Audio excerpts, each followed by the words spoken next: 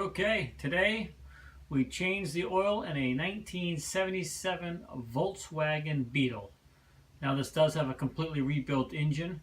It's got about 4,000 or 5,000 miles on it now, and this will be the second oil change after the break-in oil.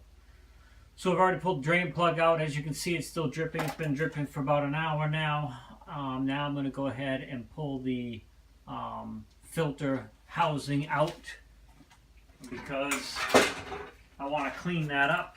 And of course you want to buy a filter kit, gasket kit like this. It's got your two paper gaskets as well as all your brass, copper, I guess they're copper actually, gaskets that go around each of the individual bolts, as well as the main drain plug bolt. You can see the big one right there.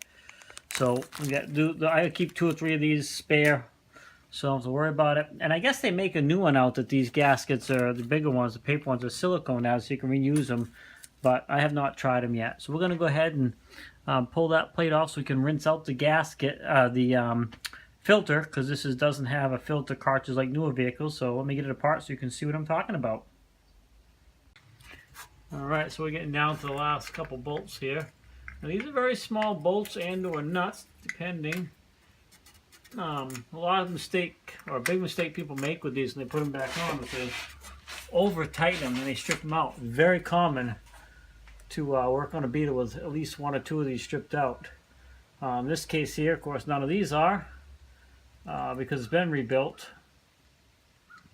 and all that stuff was fixed if it was a problem.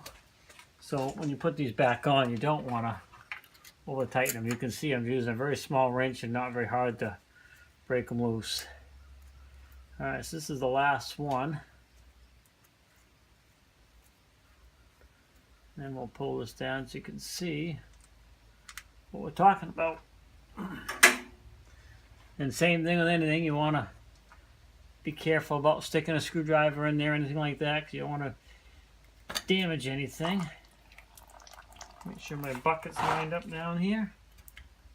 It is. Alright, so we got that, which we'll clean all off, and there is definitely a little bit of sediment there. Probably from the, still kind of breaking in a little bit. And then up inside here is the filter itself, which should pop out of there. Okay, so I did have to gently pry on this in a couple spots here, up underneath here, to get this off. And there she is. I'll show you what that looks like. So there's the filter. It's a permanent filter, but you just clean this thing all up really good. So if there's anything that got caught inside there, you can get it out. And then you're gonna take the other gasket off up around here, and put one new gasket, the other gasket, and then put your bolts and nuts back on using the brass gasket. So we're gonna go ahead and just clean this thing up here in a second. Fluid cleaner, but it's parts cleaner.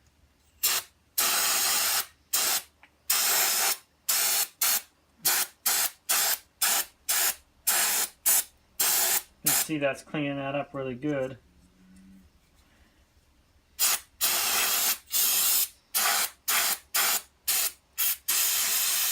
You can see the pieces and stuff in there.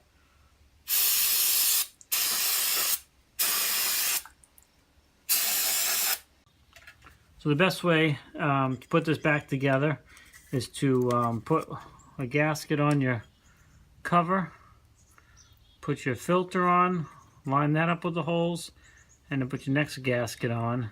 At least get one lined up so you can get it up on top of those bolts. And if you're with a vehicle that is older and your studs have come out of the engine, and I'll show you in a minute here, up there where they are, you might be able to stick one up through here to keep it in position. But in my case, where this engine's been completely rebuilt, all the studs are up on the engine block where they belong. So we're gonna have to just line this up this way. Darn sure that this surface is clean all the way around. It is. Still got a little bit of a drip to it, but it's been dripping now for well over an hour, so most of it is out of there. Super easy. I think in this case I'm gonna see if I can put that on, get it to stay like that. So you can try it either way. If you have a few bolts that you can run up through, then it is easier to assemble it out. But in this case, this is going to work out better for me. Either way it works for you is the way to do it. Alright. Now, what I need to do is, should have had these out first. Okay, so I'm just snugging them up here. And like I said, don't over tighten these. What I do is I make them good and snug. I would not say tight. And then, get your oil back in it, fire it up, and check for leaks and do any initial snugging that may be necessary. But don't overdo them, because you will strip them out, and then it's just a lot more work. So all we have left now to put on is the main drain plug here.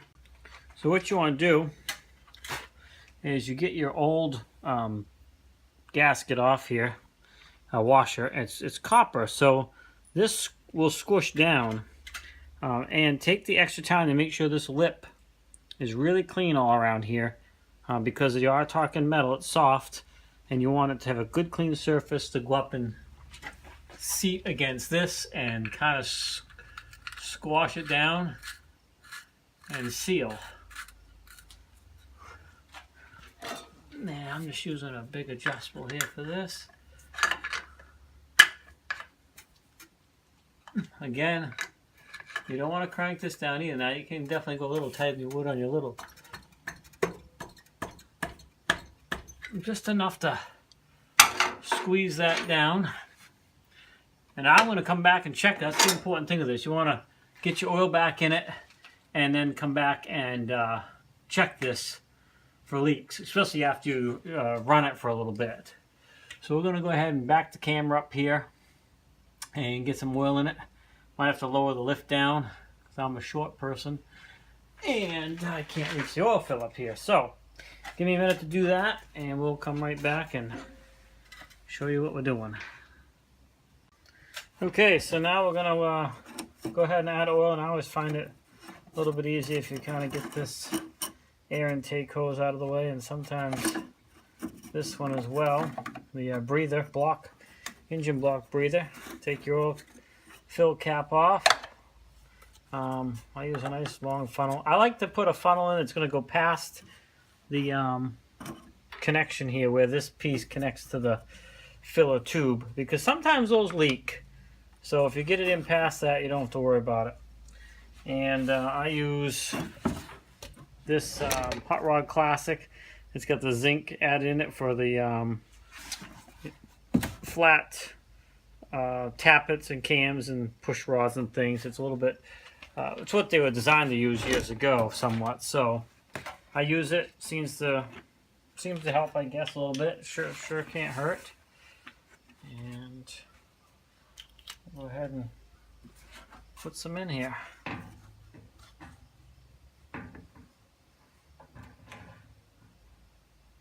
Because I use a whole gallon jug, you can't always tell exactly how many quarts you're putting in. But we'll go ahead and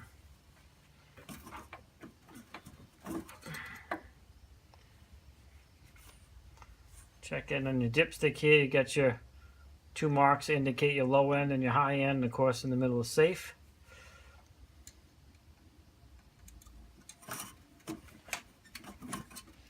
And right now she's just showing on the stick, so we'll go ahead and keep going.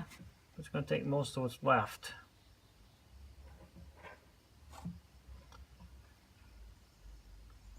Can't remember what they take, 2.5 quarts maybe, something like that.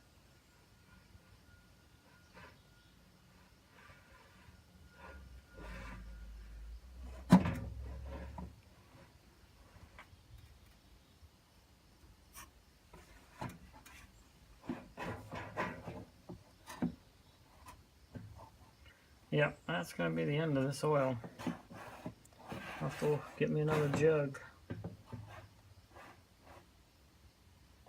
I got that on Amazon too. That's Lucas Oil Products Incorporated. And I put 1030 in it. I can't remember what's recommended, but that's what I run in it. Never had any problems. This is I've owned 3 beetles. We still have 2. This one and another one. And I've never had any problems. Alright, let's go ahead and there we go. She's just shy of the top of the full. And probably when the rest of it dribbles down in there, should be right up where she needs to be. So that's that. We're gonna pull that out.